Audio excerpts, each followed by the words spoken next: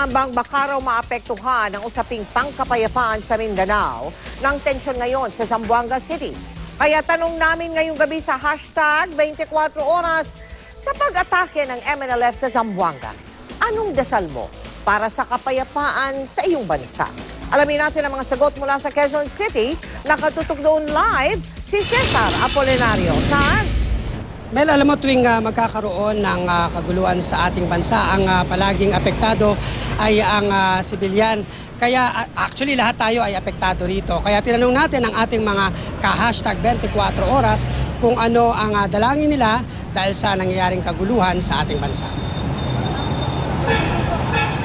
Ang grupo ng mga sundalong ito hindi man kabilang sa bakbakan sa Zamboanga City, napasabak naman sa pag-assist sa mga katutubong lumuwas para dumalo sa isang pagtitipon sa Zamboanga Street sa West Avenue, Quezon City.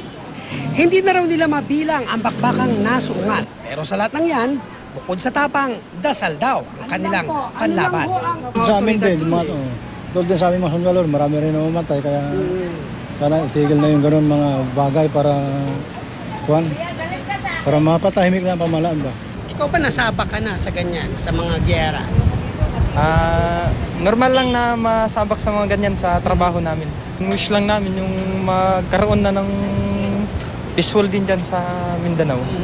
Ang grupo ng pedicab driver na ito sa Zamboanga Street din, aminadong madalas napapaengkwentro lalo na sa agawan sa pasahero. Paniwala nila tungkol sa tensyon sa Zamboanga City. Sana masasabi ko, sana kung ano man problema na yan, pag-usapan na lang. Kasi maraming nadadamay eh. Hindi naman natin alam kung anong kagustuhan nila. Kayo ho ba, nagpa-pedicab kayo? Kakaroon rin ho ba rito ng mga diskusyon o talo-talo? Natural lang yun, kaya lang siyempre pinag-uusapan din kung anong para matigil o kung ano man. Para matigil ang away dyan, panalangin na lang natin sa Panginoon Diyos na sana'y magkaisa na lang. Prayer. Ay, pinakamabuting sandata. Pagkakaisa rin ang hiling ng mga trabahador sa vulcanizing shop na ito sa Mindanao Avenue. Pero hindi raw mainam na solusyon ang basta tapal lang ng tapal. Dahil parang gulong daw ang kaguluhan na paikot-ikot, umuulit at tumatagal. Patuloy yan, di yan matitigil eh. Yan yung mga kwan yan eh. Kahit sino mga kwan yan, di matitigil yung gulong yan eh. Sana makakwan nila yun, ma-resolve yung mga sistemang yun eh. Kayo ba dito? Meron kayong mga pagtatalo rin dito? Wala naman po. Hindi kayo nag-aagawan sa customer sa gulong? Hindi naman po. Nagtutulungan naman po kami rito. So teamwork ang kailangan? Sana lahat sila magbagong buhay. Lahat nung nag-aaway? Oo, para maganda ang ating bansa. Pero kung mga trabahador sa junk shop ang tatanungin, dapat daw alalahaning hindi dapat i-junk ang peace talks o usapang pangkapayapaan.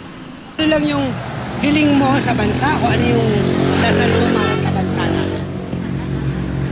Hiling ko lang po maging mapayapa tayo, ganun lang po. Tapos maging basta mapangasuhan po ng Pangulo natin yung ganda. Kalimutan yung mga gusot, ganyan? Opo, ganun. Kasi di ba dami-daming mga away? Sana po ma-resolve ng Pangulo. Ganun lang. Pag-usapan ng payapa, Diyos ko, puro na lang danak ng dugo, Pilipino, nagpapatayan.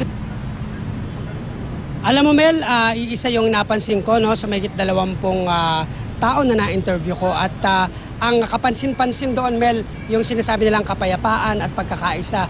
Bagamat ayon sa kanila ay may pinaglalaban daw ang iba't ibang grupo, dapat daw ay isaalang-alang din ang kapakanan ng mga bata. Mel? Maraming salamat sa iyo, Cesar Apolinario.